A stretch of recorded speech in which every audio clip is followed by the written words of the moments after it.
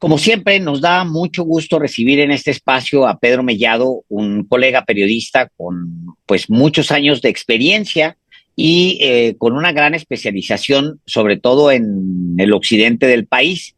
Pues le agradecemos que esté aquí y la verdad, Pedro, me gustaría empezar casi de inmediato, aprovechar que te tenemos aquí después de agradecerte la entrevista.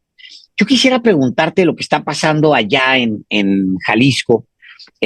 Apenas fuimos testigos de el cambio de poderes. Llega un gobernador, digamos, cuestionado electoralmente. Se va uno que no sé si sea uno de los peores gobernadores de Jalisco, pero a nivel nacional, pues es un personaje que llamó mucho la atención, sobre todo por temas como la violencia, el autoritarismo, un tipo muy ruidoso que al final terminó, que se decía progre y terminó persignándose en su último evento.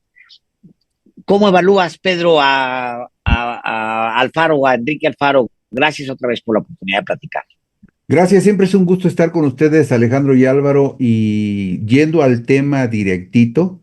Mira, tengo por lo menos 44 años viendo la vida pública en el estado de Jalisco y desde el 80 para acá he visto elecciones y desde el 80 para acá he visto gobernadores. Vi a Flavio Romero de Velasco, vi a Guillermo Cosío, vi a Enrique Álvarez del Castillo, vi a los tres gobernadores panistas, Alberto Cárdenas, Francisco Ramírez Acuña, Emilio González Márquez, el regreso del PRI con Jorge Aristóteles y la llegada de Enrique Alfaro. Hago este recuento por una razón, porque creo que he sido uno de los testigos más privilegiados y de manera más directa sobre la vida pública del Estado en los últimos 44 años por lo menos. Y he visto gobernadores de todo tipo y de toda naturaleza, algunos muy parecidos al perfil de Alfaro y otros con un perfil mucho más suave. Pero lo que sí me queda claro y creo yo que esto tiene que ver mucho con el sentimiento que tiene la gente de Jalisco, la sociedad de Jalisco, o una parte importante de la sociedad de Jalisco.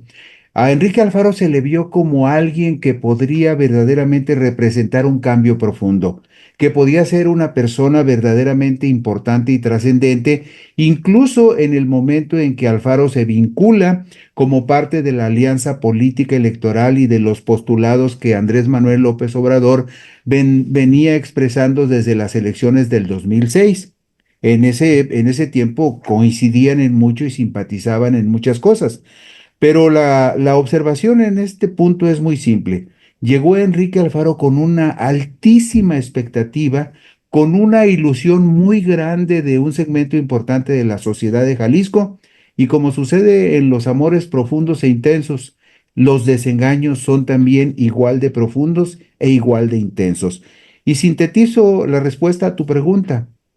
De lo que yo he visto de los últimos gobernadores en Jalisco, los últimos 44 años, creo que excepcionalmente muy pocos, por no decir que quizá el único que se va en medio de un clima de decepción generalizada, es Enrique Alfaro, por la enorme expectativa con la que llegó.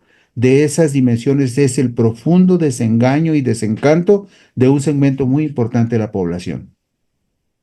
Pedro Mellado, gracias por la oportunidad de platicar en este espacio que compartimos cotidianamente en Sin embargo al aire. Y la elección de Jalisco, eh, de todas las elecciones que hubo en 2024, es quizá la más desaseada. No porque el Tribunal Electoral, su sala superior, haya decidido validar la elección de gobernador, significa que fue limpia. Hubo una operación, sí, acreditada en muchos aspectos, en otros no, pero el caso es que este triunfo del partido político Movimiento Ciudadano en Jalisco para iniciar un segundo sexenio de gobernador puede ser la coartada de Enrique Alfaro para decir que al final se ratificó el rumbo que él le imprimió a su gobierno y que por tanto los jaliscienses lo respaldan. ¿Este personaje se ha ido a vivir ya a Madrid o ese es el plan que tiene, como otros personajes como Carlos Salinas, Felipe Calderón, Enrique Peña Nieto? Eh, la coartada sería correcta si eso intentara vender Enrique Alfaro, Pedro. Mira, yo creo que no. Hago una observación. Su esposa actual, Joana Santillán, es muy activa en Facebook. Desde ayer subió fotos y videos donde se ve a Enrique Alfaro llegando al aeropuerto de Madrid y es recibido por su familia. Alfaro desde ayer está en Madrid, España. Aquí hay un problema muy concreto. Lo que tú acabas de decir es muy cierto. La validación jurídica de un triunfo no significa necesariamente que el triunfo sea plenamente legítimo. Y voy a explicarlo de esta manera. Uno de los grandes problemas que tiene la izquierda y particularmente lo tenía el PRD y lo tiene Morena, es que en este caso de Morena hay mucho pueblo y poco partido. Hay mucho entusiasmo de un segmento importante de la población en respaldo de López Obrador, de Claudia Sheinbaum, del proyecto de la Cuarta Transformación, pero hay una estructura de partido sumamente endeble. Y en cuestiones electorales, ustedes lo saben, las argumentaciones políticas no son argumentos jurídicos que se puedan validar ante una autoridad. Entonces, lo que le sucede a Morena, como le sucedió en el 2006 cuando fueron despojados del triunfo Andrés Manuel por el triunfo faccioso de Felipe Calderón Hinojosa, es que Morena no tiene una estructura profesional y funcional que le ayude a vigilar las elecciones o el proceso electoral o las precampañas o las campañas electorales para ir documentando jurídicamente las incidencias de un proceso que puedan servir como precedentes jurídicos que respalden una impugnación seria en el momento en que deba de hacerse. Entonces, el problema en la elección de Jalisco es muy simple. Morena fue incapaz y sus candidatos fueron incapaces. No sé si por negligencia o por exceso de confianza, no pudieron documentar una serie de irregularidades que están a la vista de todo mundo. De hecho, si ustedes revisan la sentencia que dio a conocer la Sala Superior del Tribunal Electoral, se van a dar cuenta que dice, bueno, es que no existen las pruebas jurídicas que corroboren que todo el aparato administrativo de Jalisco que manejó Movimiento Ciudadano se encausó para apoyar a un candidato. Pero si revisamos los agravios que Morena expresa, a lo mejor jurídicamente muy mal documentados, pero que los expresa, de repente ves una lista enorme de funcionarios municipales y de funcionarios estatales vinculados a los gobiernos de Movimiento Ciudadano que aparecen como funcionarios de casilla o como representantes de Movimiento Ciudadano.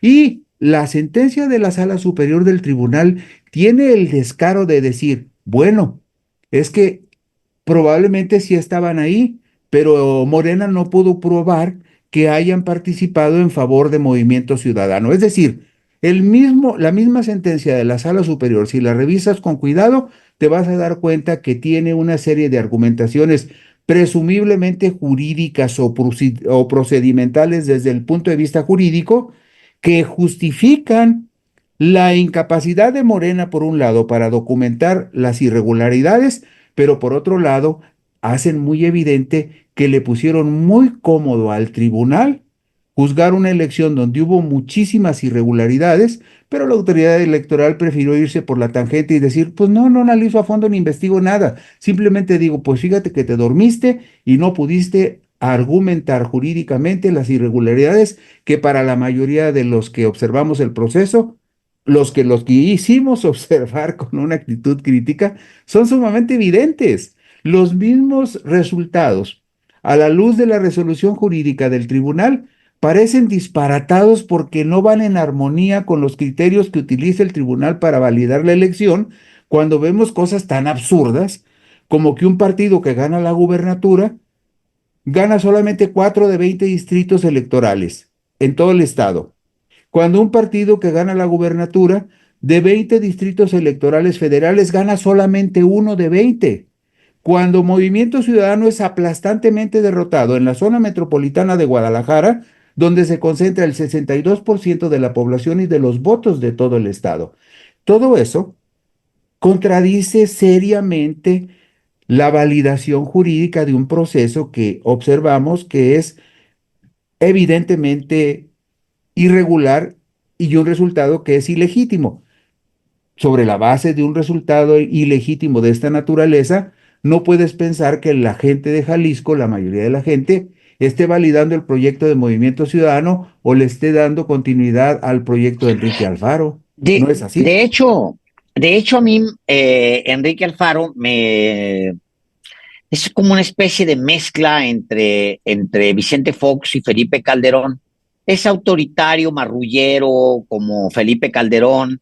Le gustan las guerritas, le gustan los desaparecidos, le gusta y luego tiene relaciones oscuras con el crimen organizado, porque eso pues ya lo sabemos, se ha publicado mucho sobre las presuntas relaciones de él con sectores del crimen organizado. O sea, en esa parte se parece mucho a Calderón. Pero por el otro lado, se parece mucho a Vicente Fox en esta idea de ganamos una elección limpia y luego cometimos un fraude electoral para no aceptar una derrota que me afecta a mí, pero que le entrega al otro, no le entrega la suficiente legitimidad para gobernar, Pedro. O sea, haciendo un balance, pues, de este personaje, se va cometiendo un fraude o facilitando un fraude electoral para dejar a un gobernador espurio. Es una historia ya conocida en esta democracia. Bueno, el asunto de Alfaro es como una contradicción en el resultado final, porque finalmente Pablo Lemos nunca fue el candidato que sinceramente Alfaro quería para contender por la gubernatura. Como Calderón no era el de Sí, Vicente Fox, pero terminan sí, imponiendo pues a los de su corriente, ¿no? sí, mira, lo que sucede en el caso de Jalisco es que los indicadores más importantes de desempeño del gobierno de Enrique Alfaro no coinciden con el optimismo que Enrique Alfaro expresa o con el optimismo que expresan quienes son militantes de Movimiento Ciudadano, que en gran medida, ustedes lo han reiterado en muchas ocasiones, en el caso de Jalisco, para nosotros los que vivimos en Jalisco está muy claro que Enrique Alfaro llega a la gubernatura, por un lado apuntalado por una corriente de panistas muy identificada con el ex gobernador Emilio González Márquez, y por otro lado llega apuntalado por otra corriente panista que controlan en el estado y que controlaron durante mucho tiempo el Comité Ejecutivo Estatal, encabezada por Eduardo Rosales Castellanos y su cuñado Jorge Salinas. Jorge Salinas fue durante el gobierno de Ramírez Acuña el secretario particular y después fue el coordinador del Congreso como diputado local, y en esa diputación local coincidió con Enrique Alfaro y se hicieron muy amigos. Esa facción que encabezaban Jorge Salinas y su cuñado Eduardo Rosales también apoyó a Enrique Alfaro. Entonces, Alfaro llega al gobierno como un candidato de un partido supuestamente con inclinación, orientación y vinculaciones con la izquierda, pero sin el apuntalamiento de esas dos corrientes panistas, jamás hubiera ganado la gubernatura de Jalisco, porque incluso recuerden ustedes que desde la elección del 2012, hubo señalamientos y hay hasta un libro que escrito por Fernando Guzmán Pérez Peláez, que fue el candidato a la gubernatura por el PAN en el 2012, que acusó a Diego Monraz Villaseñor, actual secretario de Movilidad y Transporte, que repite incluso con Pablo Lemus en la Secretaría de Transporte, lo acusó de que él fue el que articuló todo el operativo para traicionar a Andrés Manuel López Obrador, favorecer a Enrique Alfaro como candidato a la gubernatura y traicionando a su candidato panista y pidiendo el voto diferenciado por Josefina Vázquez Mota y por Enrique Alfaro, como lo hicieron ahora en la elección pidiendo el voto por Pablo Lemus Navarro y también por Xóchitl Gálvez Ruiz. Es decir, esa historia de traiciones de esa mezcolanza muy extraña entre lo que se dice Movimiento Ciudadano y lo que es el PAN, de una corriente que en su momento hasta fueron antagónicas. La corriente de Emilio González Márquez, junto con Herbert Taylor, era antagónica de la corriente que encabezaba Eduardo Rosales y Jorge Salinas, que eran, digamos, los cachorros de Paco Ramírez Acuña. Entonces, esas dos corrientes panistas son las que hicieron gobernador a Enrique Alfaro. Y ahí es donde tienes razón, Alejandro Páez. Sí, es una mezcla extraña entre Fox, entre Calderón, entre el PAN y entre algo que pretende ser socialdemocracia, pero que no tiene una definición clara ni una idea clara ideológicamente hablando.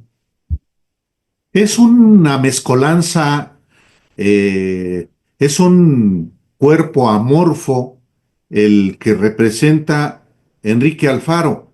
También hasta en sus propias decisiones, eh, digamos, la traición que cometió contra Andrés Manuel López Obrador en la elección del 2012, dicho por el propio Andrés Manuel López Obrador. Traicionó también la confianza efectivamente que le dieron los jaliscienses en 2018. Pues, ¿qué otras traiciones ha cometido Enrique Alfaro, Pedro? Bueno, mira, hay cuestiones que entreveran una parte de la vida pública y de la vida privada. Y ahí es donde algunas observaciones se vuelven delicadas. Pero lo que todo mundo sabe, cuando Enrique Alfaro llega a la gubernatura, llega también con el apoyo del Grupo Universidad, el de Raúl Padilla López. Y a quienes hemos visto la historia de la Universidad de Guadalajara, del cacicazgo de Padilla, y de las diferencias que tuvo en su momento con el papá de Enrique Alfaro, don Enrique Alfaro Anguiano. Enrique Alfaro Anguiano fue el rector que antecedió a Raúl Padilla López. Cuando a Raúl Padilla López lo impone Álvaro Ramírez Ladevig, que había heredado el cacicazgo de la UDG de su hermano Carlos Ramírez Ladevig, asesinado en 1975. Bueno, entonces, cuando se da la transición y llega Raúl Padilla López a la rectoría, llega desplazando a quienes estaban dentro de la nomenclatura antigua o tradicional de la UDG, y Álvaro lo impone como rector. Pero hay una ruptura ahí entre el viejo grupo de la Federación de Estudiantes de Guadalajara y la nueva corriente de la que era parte Raúl. Y hay un distanciamiento muy fuerte entre Enrique Javier Alfaro Anguiano, el papá de Enrique Alfaro, el ahora exgobernador, y Raúl Padilla. Ese distanciamiento fue irreconciliable históricamente. Y Enrique Alfaro termina haciendo alianza política con quien fue durante toda la vida el enemigo político irreconciliable de su padre. O sea, lo que dices es que, digo, no me extraña en lo absoluto y al contrario, creo que te quedas corto en la descripción. Termina traicionando a su padre, a su propio padre, Enrique Alfaro, traiciona a su padre, es capaz de traicionarlo por razones políticas para acomodarse en otro lado. Ya había traicionado a Andrés Manuel López Obrador, pero eso es, Sí, te estás dibujando el perfil de un traicionero, porque al final, si el nuevo gobernador llega como un gobernador espurio, pues también traiciona a la democracia, porque estos se la daban de ser muy demócratas, y esa era parte como del discurso de estos buena onditas, medio. A ver, pero quisiera preguntarte una definición más puntual política, y déjame darte un par de datos, Pedro, porque el personaje es muy aplaudido por un sector intelectual. Enrique Krause, para empezar, pues ya sabes tú cómo lo trae aquí arriba. Yo lo vi hincarse y persignarse en el último evento. este, Independientemente de lo que yo pienso con respecto al respeto al Estado laico, eh, el personaje de repente lo encontré, a ver si me corriges, Pedro, lo encontré muy acomodándose para a lo mejor en algún futuro no muy lejano postularse por nuevas fuerzas, pero ya abiertamente, porque tiene todo el perfil abiertamente de derecha y ultra, incluso ultraderecha. ¿Estoy Mira, exagerando? no, no, no, no, por supuesto que no. Mira, Enrique Alfaro es un político que no tiene, digamos, escrúpulos de carácter ideológico, ¿sí? Y eso queda claro porque él empieza siendo de las juventudes del PRI. Se sale del PRI junto con Enrique Ibarra Pedrosa, cuando Enrique Ibarra Pedrosa es postulado candidato a la gubernatura por el PRD, a la gubernatura de Jalisco en el año 2006. Una de las condiciones que impone Enrique Ibarra Pedrosa para aceptar la candidatura a la gubernatura en el 2006 es que una de las dos primeras posiciones de candidatos plurinominales al Congreso de Jalisco por el PRD fuera Enrique Alfaro. De esa manera, Enrique Alfaro llega al Congreso del Estado de Jalisco para terminar en el periodo del 2009, 2007, 2009. Llega en la contienda del 2006 para ser diputado desde el 2007 al 2009. En el 2009, Enrique ya busca la postulación como candidato del PRD a la alcaldía del Ayuntamiento de Tlajomulco de Zúñiga.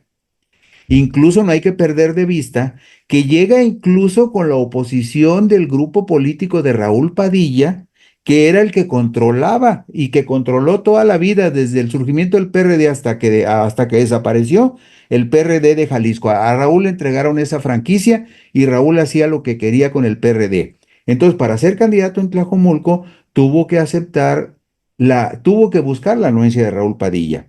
Sin embargo, cuando llega al gobierno de Tlajomulco, lo primero que hace es declarar a Tlajomulco un municipio libre de la influencia del cacique Raúl Padilla, porque Raúl Padilla le pedía como el 50 o 60% de los cargos administrativos en el ayuntamiento y rompe con él y dice las cosas más terribles de Padilla. Pero pasa el tiempo y resulta que, ustedes recordarán, en el 2017, a finales del 2017, en la casa de Raúl Padilla, el cacique que él despreció y que denunció públicamente, se hacen las reuniones con Ricardo Anaya y la gente del PAN para hacer la coalición que finalmente postuló a Anaya en el 18. Es decir, Enrique ha transitado de la supuesta izquierda a la socialdemocracia, al centro, a la derecha.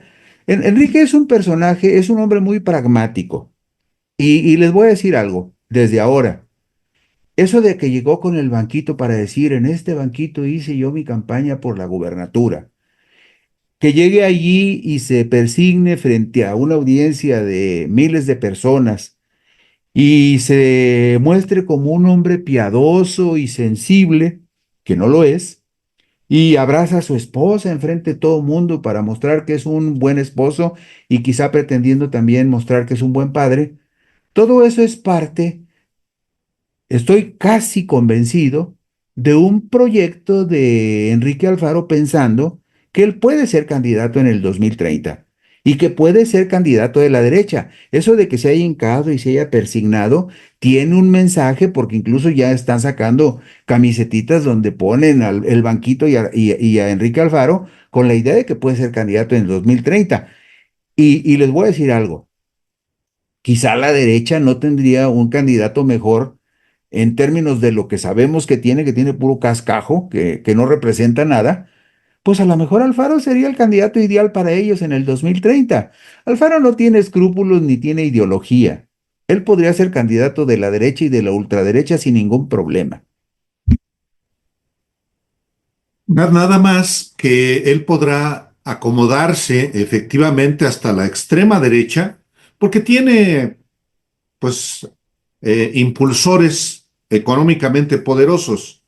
Bueno, en Jalisco, y a eso quiero referirme para preguntarte, en Jalisco, si lo que caracterizó a su gobierno estatal, pero también como alcalde de Tlajomulco, como alcalde de Guadalajara, fue también al poder económico, a los desarrolladores inmobiliarios, por una parte, y la otra parte en el extremo, el desprecio por los desaparecidos. Mm. ¿Puede alguien como Alfaro, que tiene esta opción preferencial por los ricos y desprecio por los desaparecidos, tener posibilidad de ser candidato presidencial? Mira, hace un momento estaba revisando el decreto que se publicó el lunes 2 de diciembre, donde se establece constitucionalmente el derecho de los mexicanos a una vivienda digna, que es parte de la narrativa que tiene Claudia Sheinbaum Pardo con respecto a impulsar la vivienda, sobre todo pensando en los jóvenes, una vivienda económica para los jóvenes. Y estaba viendo, de acuerdo con la encuesta del INEGI de vivienda, eh, de población y vivienda, perdón, el censo de población y vivienda del 2020, que hay más de 6 millones de viviendas deshabitadas. Más de 6 millones, eso dice el censo de población y vivienda del INEGI. Y hay un dato que es verdaderamente terrible. El municipio como municipio de toda la República, que concentra la mayor cantidad de viviendas deshabitadas, es el municipio de Tlajomulco de Zúñiga. El municipio de Tlajomulco de Zúñiga, donde Enrique Alfaro empezó a hacer su carrera política como alcalde en el año 2010, que Movimiento Ciudadano hasta la fecha gobierna desde hace 14 años. Tlajomulco de Zúñiga es el municipio donde hay más viviendas deshabitadas en toda la República, porque con autorización de los gobiernos municipales de MC se construyeron unidades habitacionales en lugares donde no hay transporte, donde no hay agua potable, donde no hay alumbrado público, donde no hay servicios médicos, donde no hay escuela, donde simplemente no se puede vivir. Y la gente que con muchos sacrificios da el abonito o el enganche o algunos pagos, termina abandonando sus viviendas, algo que con lo que soñó toda su vida. Hago esta observación por una razón muy sencilla. En Jalisco, los gobiernos del Movimiento Ciudadano, tanto en Tlajomulco como en Guadalajara y como en Zapopan, han sido muy complacientes y condescendientes con los empresarios inmobiliarios. Es eso que ustedes reflejan en México como un cártel inmobiliario con mucho poder en una delegación para construir y destruir lo que tenga que destruir del hábitat de la gente. En Guadalajara y en Zapopan ha pasado desde hace 6, 9 años. ¿Por qué? Porque los gobiernos de Movimiento Ciudadano, desde Alfaro para acá, incluyendo a Lemos, en Zapopan, sus 2 periodos en Zapopan y su periodo en Guadalajara, desde que Alfaro fue alcalde de Tlajumulco y luego alcalde de Guadalajara, la depredación de la zona metropolitana, la agresividad de los desarrolladores inmobiliarios para violar los usos de suelo, para violar los reglamentos de habitabilidad, todo eso ha sido consentido por los gobiernos de Movimiento Ciudadano.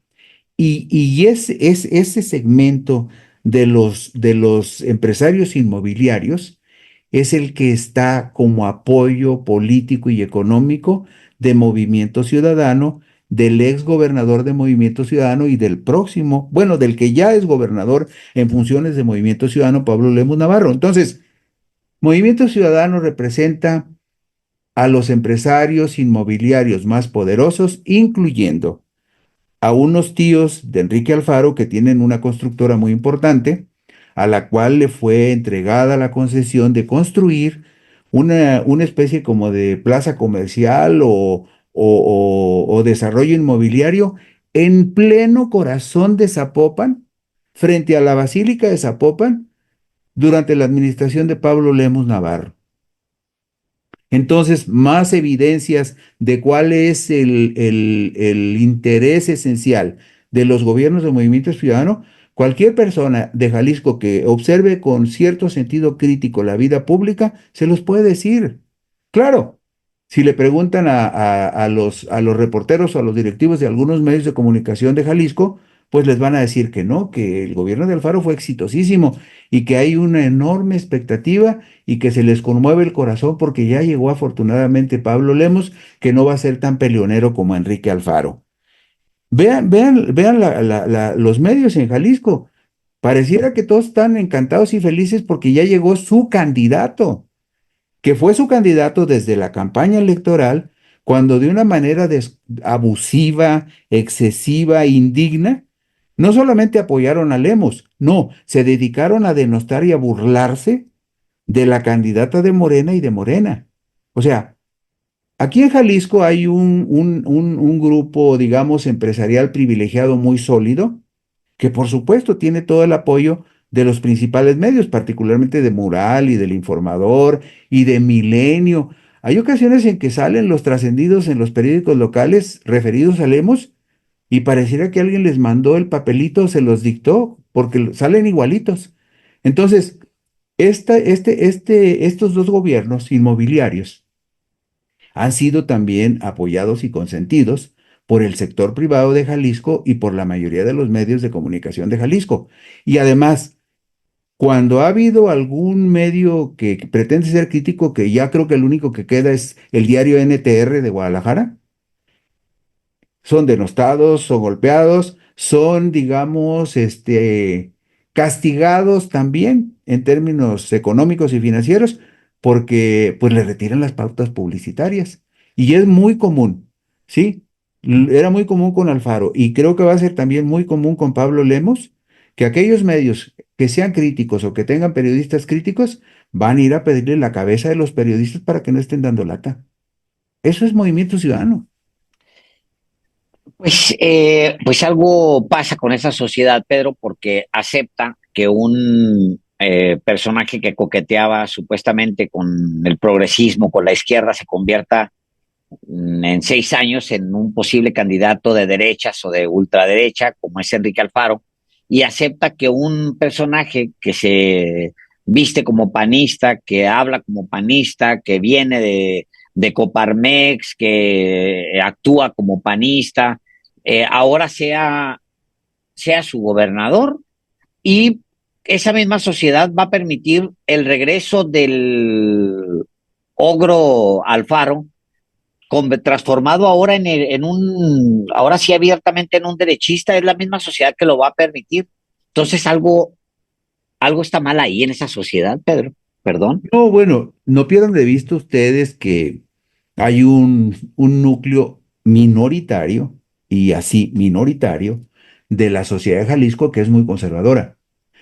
Ustedes pueden, bueno, Álvaro, que tiene más conocimiento y más proximidad con el tema, sabrá también que uno de los principales reductos de la Iglesia Católica más conservadora está en Jalisco.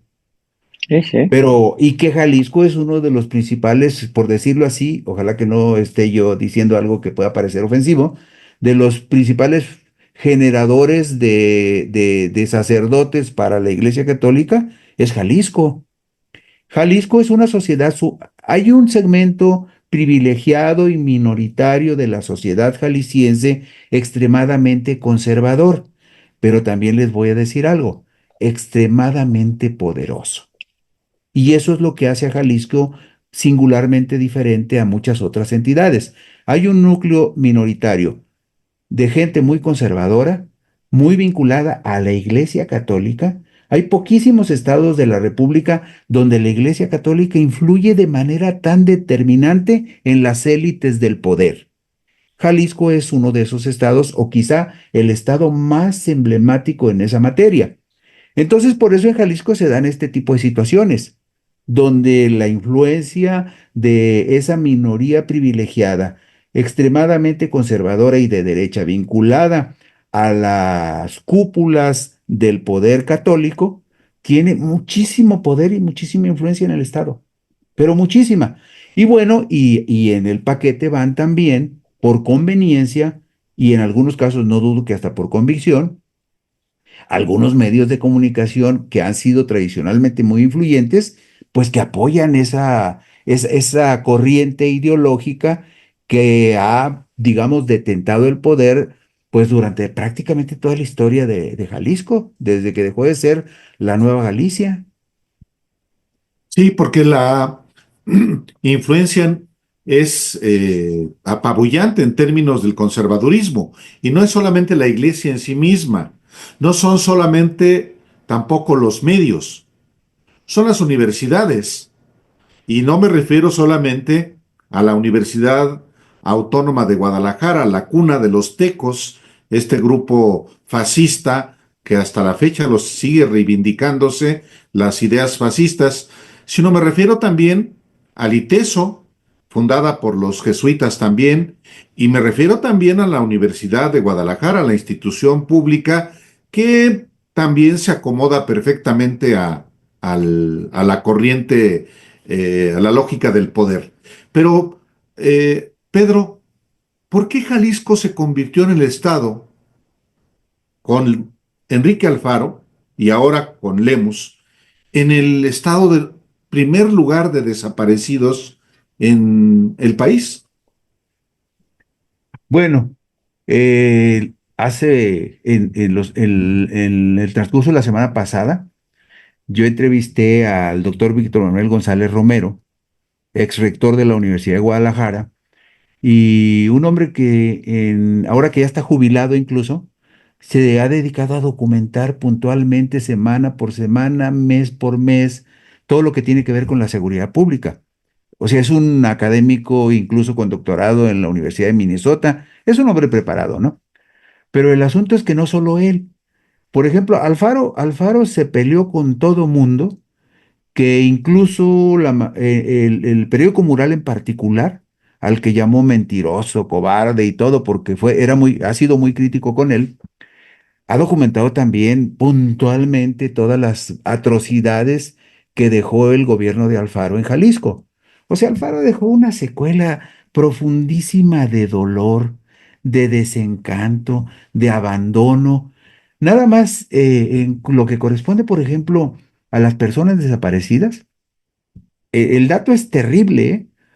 Dice Víctor González Romero, el incremento en desaparecidos en Jalisco durante el gobierno de Alfaro fue del 258%. Es decir, de 6.791 a 24.280 desaparecidos. Y de esas personas que fueron denunciadas como desaparecidas, 9.091 personas que representan el 94% con respecto al gobierno anterior, no han sido localizadas. 9.091 personas. En la estadística en números redondos de desaparecidos en Jalisco es de más de 15.000, que no la tiene ni se aproxima a ninguna otra entidad de la República. Luego, ahí les va otro dato. Víctor González Romero dice, el índice de impunidad en Jalisco, escuchen con atención, 99.12%. Y luego un dato que también acabo de rescatar ayer, ahorita les doy la fecha exacta porque lo tengo por aquí. Cuando dice, por ejemplo, el periódico Mural, el incremento que ha habido, fíjense este dato también. Es un dato del miércoles 4 de diciembre que publica Mural en su portada.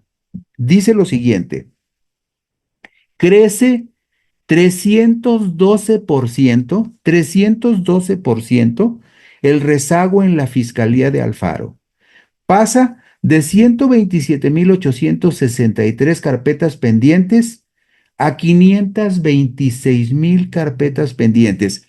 Y concluyo con un dato muy concreto. No he visto que en los 6 años de Enrique Alfaro hubiese hecho el gobierno algún operativo que tocara de alguna manera algún interés vinculado a la delincuencia organizada. Y no conozco tampoco que en algún operativo realizado por el gobierno federal le haya notificado por anticipado al gobierno de Jalisco.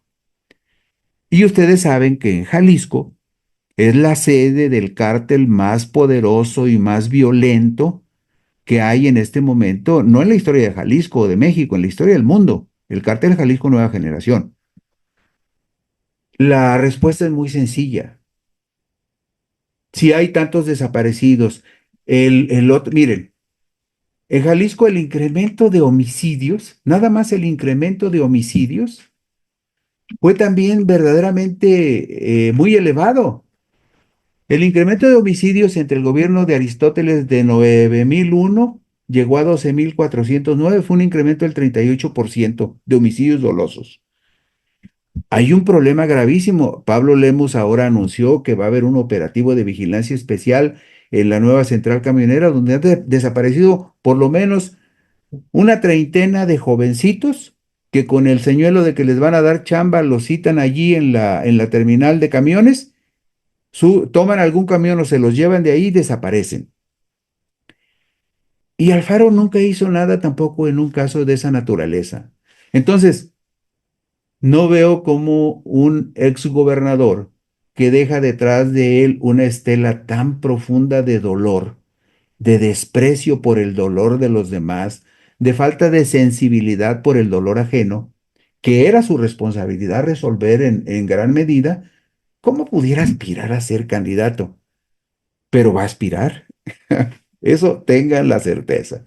De hecho, sí, una vez que quizá en su estancia en Madrid, además de prepararse para ser director técnico, pueda contar con la asesoría o con eh, la maestría de Carlos Salinas, de Calderón, Felipe Calderón, de Enrique Peña Nieto, inclusive, tampoco habría que descartar eso. En una de esas se convierte en el candidato de los tres, que son muy, muy parecidos.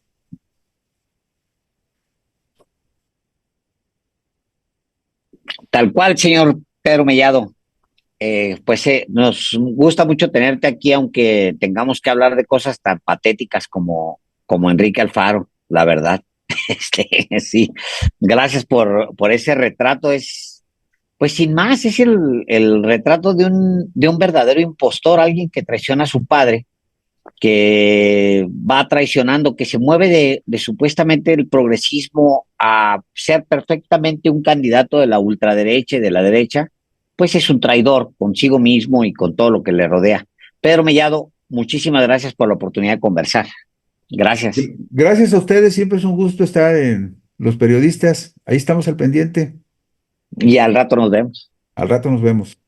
Hecho. Gracias.